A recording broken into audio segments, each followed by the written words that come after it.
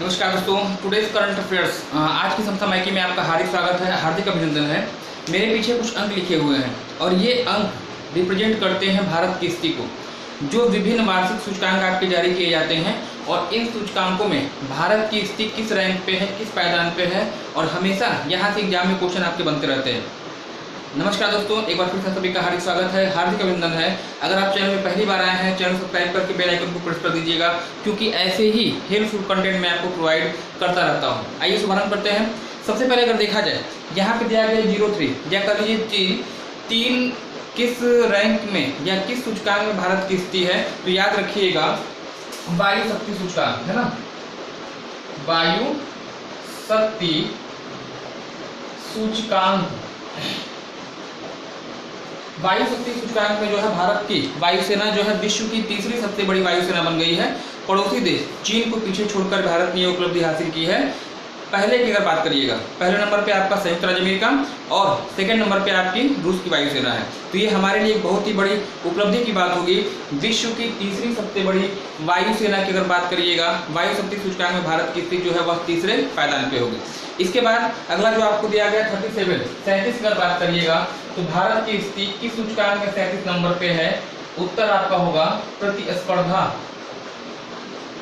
प्रतिस्पर्धा सूचकांक में भारत आपका 37 नंबर पे है। और वहीं अगर बौद्धिक संपदा सूचकांक की बात करिएगा, बौद्धिक संपदा सूचकांक में भारत आपका किस पायदान पे है? 43वें स्थान पे इसकी लोकेशन होगी, बौद्धिक संपदा सूचकांक। ठीक है, ये जितने भी डाटा मैंने आपको बताए हैं अब तक, सब के सब जो है 2022 यानी लेटेस्ट डाटा है। निश्चित रूप से आने वाले एग्जाम में यहाँ से प्रश्न आपको बनता है। एक बार फिर से देखिएगा, सबसे पहले 3 नंबर पे आपका वायु शक्ति सूचकांक में भारत की स्थिति है। यूएसए और रशिया की वायुसेना के बाद थर्ड नंबर भारत की स्थिति होगी। 37 की बात करिएगा तो आपका प्रतिस्पर्धा सूचकांक में भारत की स्थिति है। और वहीं अगर बात करिए 43 नंबर पे, तो 43 नंबर पर भारत आपका जो है बौद्धिक संपदा सूचकांक में भारत की स्थिति आपकी हुई।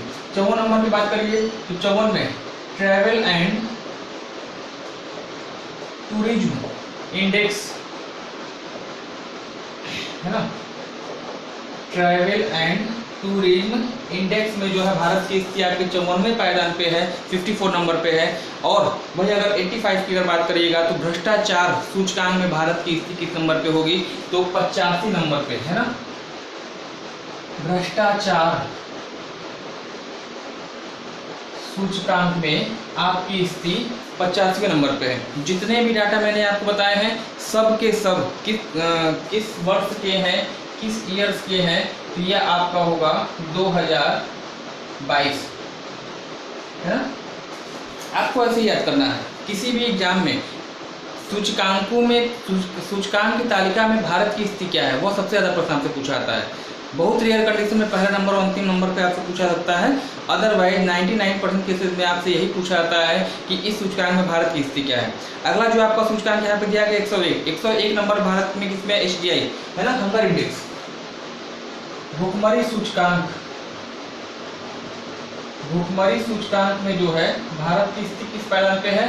101 नंबर पे है। लेकिन यहाँ पे आपको ये ध्यान देना होगा, क्योंकि अभी जो है 2022 का डाटा भुखमरी इंडेक्स का नहीं आया है। 2022 का डाटा आपका भुखमरी सूचकांक में नहीं आया। ये जो स्थिति भारत की रही है पिछले वर्ष की रही है, यानी 2021।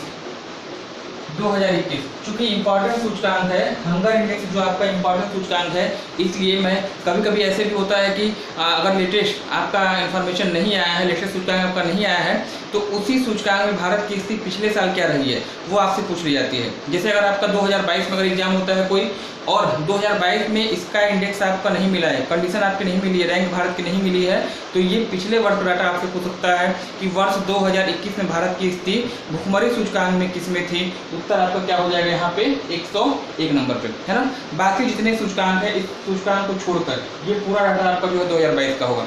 इधर आइए 121, 100 से ऊपर की बात करिएगा तो सतत विकास सूचकांक, भारत की स्थिति जो है 121 नंबर पे सतत विकास सूचकांक में है, 121 नंबर पे। और वहीं अगर शांति सूचकांक की बात करिएगा तो विश्व शांति सूचकांक, पीस इंडेक्स,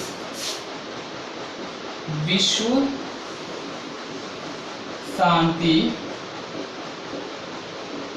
सूचकांक में जो है आपका देश यानी भारत जो है वह 135वें नंबर पे है। आपके लिए इंपॉर्टेंट होगा, शांति सूचकांक बहुत ही इंपॉर्टेंट है, हमेशा एग्जाम में पूछा जाता है। और यही नहीं, शांति सूचकांक में भारत की स्थिति तो आपसे पूछी ही जाती है, और कभी कभी ऐसे भी एग्जाम में क्वेश्चन पूछ लिया जाता है कि विश्व का सबसे शांति प्रिय या सबसे शांत देश कौन सा है।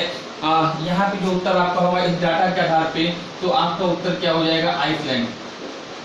आइसलैंड जो है इस सूची में आपका पहले पायदान पे है, आइसलैंड। और आइसलैंड की राजधानी आपको कमेंट सेक्शन में बतानी होगी। आइसलैंड की राजधानी क्या है, कमेंट सेक्शन में बताइएगा। और साथ ही साथ विश्व की सर्वाधिक ऊंचाई पर स्थित कैपिटल कौन सी है, या कहिए विश्व की सर्वाधिक उत्तरतम राजधानी कौन सी है, तो आप मुझे कमेंट सेक्शन में बताएंगे, है ना।